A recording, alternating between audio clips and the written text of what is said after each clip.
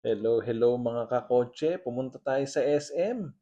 Ayan, pasok tayo sa loob mga kakotse. Meron tayong bibilin dito kakotse. Napakahalaga bilang inyong trusted car salesman. Napakahalaga nitong bibili natin. Eto, pumunta tayo sa mga bilihan ng mga gadgets. O yun, bibili tayo mga kakotse ng DJI Osmo Mobile 6. Iyan, ayos to mga kakotse. Kasi gusto ko mga kakotse bilang inyong trusted car salesman, sa aking obligation para sa inyo ay maipakita ng malinaw na malinaw, capture the true colors ng ating mga naggagandahang sasakyan sa showroom. At hindi lang yun, makita nyo rin yung mga good condition ng mga sasakyan. Ayan na nga, binuksan na natin mga kakotse. Dinadahan-dahan pa natin. Ayan, titingnan natin ang laman nito. Ayan, napakaganda nito mga kakotse. Kaya hindi sasakit ang ulo nyo pag pinanood nyo yung mga video ng ating naggagandahang mga sasakyan. Sapagkat talagang naka-stabilize yung ating camera. Ayan, no?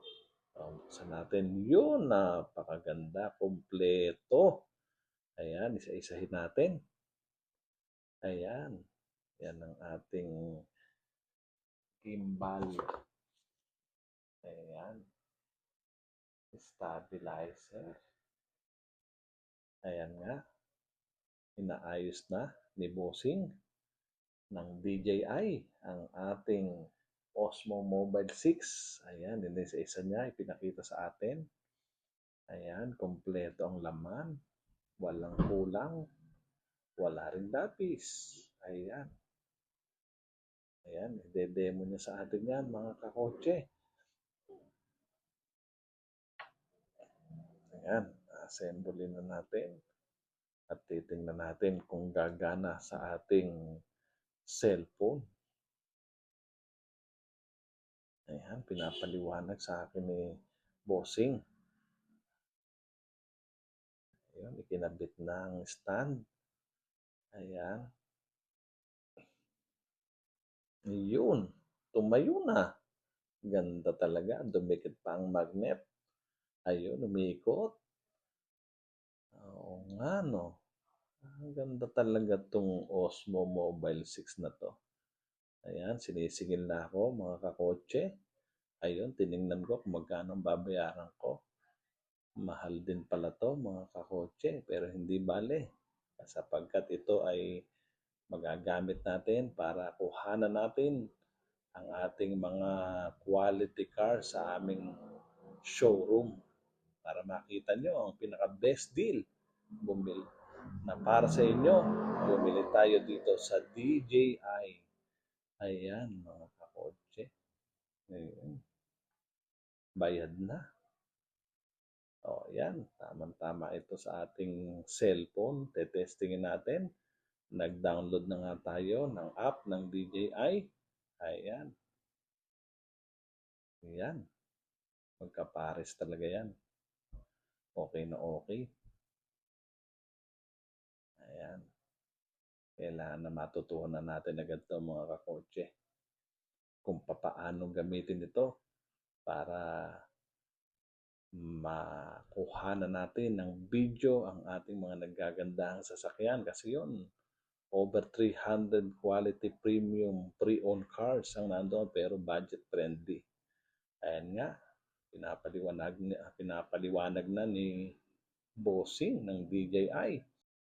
Ayan, inaayos na natin. Ayan mga kakotse, dapat yung araw ay nakatapat doon sa may camera para hindi baliktad ang kuha ng ating mga video. Ayan mga kakotse. Ayan. Naayos na natin yung app ng DJI para mag-connect na ito.